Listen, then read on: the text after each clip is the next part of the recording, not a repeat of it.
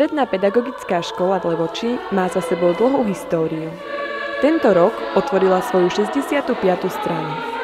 Súčasťou vzniku školy bolo aj založenie dievčenského speváckeho zboru Juventus Pedagogika, ktorý tento krásny vek oslávil samostatným vystúpením.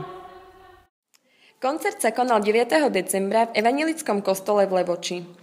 Za 65 rokov nepretržitej činnosti sa v kolektíve vymenilo viac ako 1200 hlasov, spevákov, osobností. Oslava výročia nie je všedné vystúpenie a aj jeho príprava stála podstatne viac času.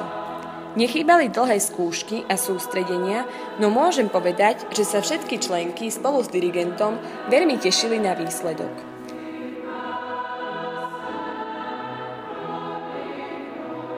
Zbor sa snažil ukázať to najlepšie zo svojho repertoáru.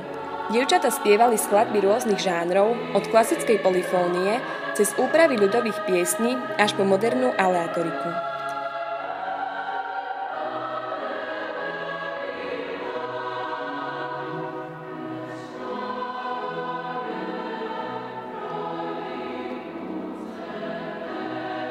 Správna atmosféra v kostole spolu s krásnou živou hudbou vyčarila pekný umelecký zážitok.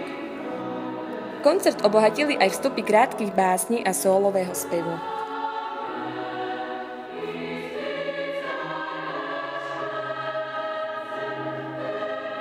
Zaspomínať si prišli aj bývalé členky, v ktorých sa ukotvila láska k zborovému spevu.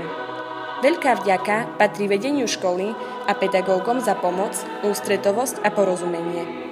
Evanjelickej cirkvi v Levoči za poskytnutie priestorov, všetkým účinkujúcim a samostatne ďakujeme dirigentovi Igorovi Gregovi a Dane Vrábľovej, ktorí venujú svoj čas dievčatám a tejto krásnej záľube.